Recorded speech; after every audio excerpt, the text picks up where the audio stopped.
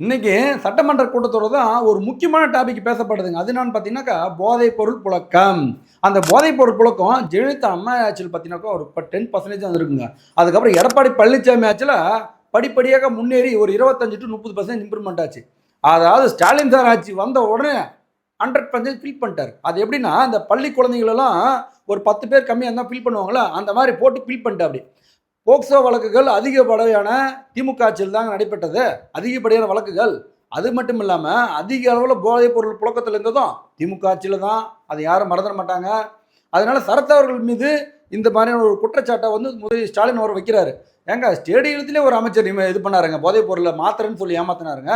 இதெல்லாம் எல்லாருக்கும் பேசும் பொருளாச்சுங்க அப்படின்னு அவர் பேச போய் அதுக்கு ஒரு விளக்கத்தை வந்து சரத் அவர்களுக்கு கொடுத்தாரு. என்னன்னா பார்த்தீங்கன்னா, இதெல்லாம் வந்து ஏற்கனவே ஜாபர் சாதிக் என்ற அமைச்சர்லாம் வந்து என்ன அமைச்சர்களுடன் அது இல்லாமல் முக்கிய ஏன் உதயநிதி ஸ்டாலின் கூட புகைப்படம் இருந்தது, ஸ்டாலின் சார் கூட எல்லாம் புகைப்படம் இருந்தது ஜாபர் சாதிக்கு அப்படின்னு சொல்லி அவர் பேசவும், அது மட்டும் இல்லாமல் ஒரு வழக்கு சாதாரண ஒரு வழக்கு சொல்ல போறாரு. அதுக்கப்புறம் என்ன சொல்ல வர்றாருன்னா உதயநிதி ஸ்டாலின் வந்து இதுக்கு ஒரு பதிலடி கொடுக்குறாரு. என்னன்னா, ஐயா அவர் அப்பவே கட்சியிலேருந்து தூக்கிட்டுங்க ஐயா, வழக்குங்கெல்லாம் தொடர்ந்துங்க ஐயா அப்படின்னு சொல்ல வர்றாரு.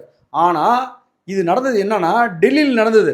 யாரு ஜாபர் சாதிக்கு போதைப் பொருள் நபர், போதைப் பொருள் ஆசாமி, போதைப் பொருள் குற்றவாளி ஜாபர் சாதிக் அவர் எங்க மாட்டுறாரு, டெல்லியில் மாட்டுறாரு. டெல்லி போலீஸார் தான் கைது பண்றாங்க, டெல்லி போலீஸார் தான் நடவடிக்கை எடுக்கிறாங்க. தமிழக போலீஸ் நடவடிக்கை எடுக்கல. அதெல்லாம் நீங்க புரிஞ்சுக்கணும்.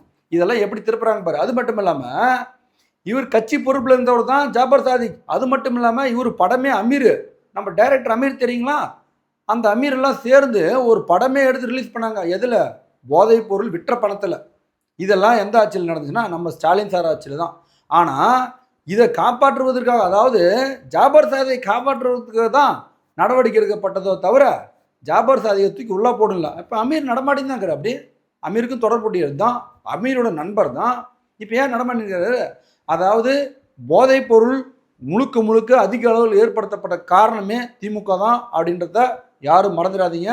இதை பற்றின ஒரு ஃபுல் வீடியோ நம்ம சீக்கிரமாக பார்க்கலாம். நன்றி, வணக்கம்.